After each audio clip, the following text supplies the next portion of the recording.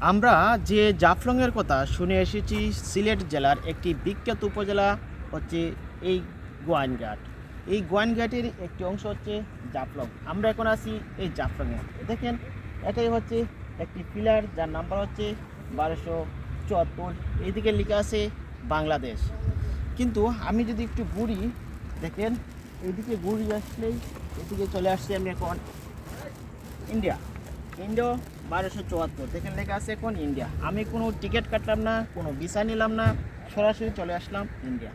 এবং এই পিলারের পাশেই লক্ষ্য করেন, এখানে দেখা যাচ্ছে কিছু বাড়িঘর।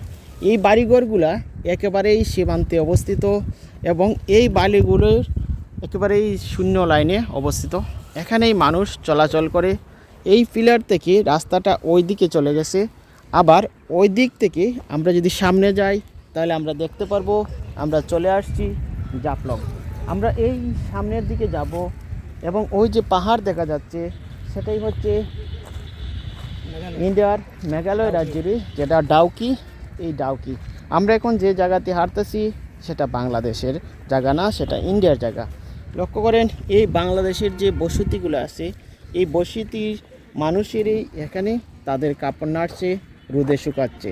এবং আমরা এখন যে লাইন দিয়ে হাঁটছি সেটা ইন্ডিয়ার মধ্যে পড়ছে এবং এই ইন্ডিয়ার লাইন দিয়ে আমরা হেঁটে হেঁটে আমরা যাব একেবারেই জাফলং 0 পয়েন্টে।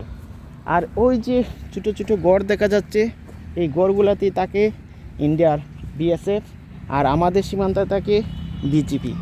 এখানে ওই যে গড়টা আর ওই যে কিছু বাড়িঘর দেখা যাচ্ছে সেটাই হচ্ছে আমাদের তামাবিল পয়েন্ট, যেখানে স্থলবন্দর দিয়ে মাল ইম্পোর্ট এক্সপোর্ট হয়।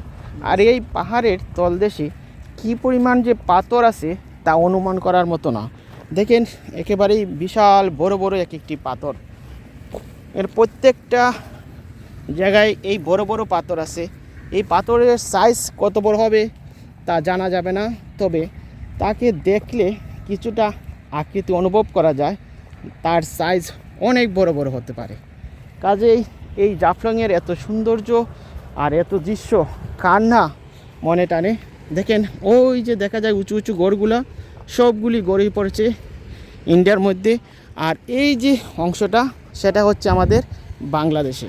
আমরা উঁচু থেকে নিচে নামছি, একেবারেই সামনে হেঁটে হেঁটে আমরা চলে যাব জাফলং 0 পয়েন্টে।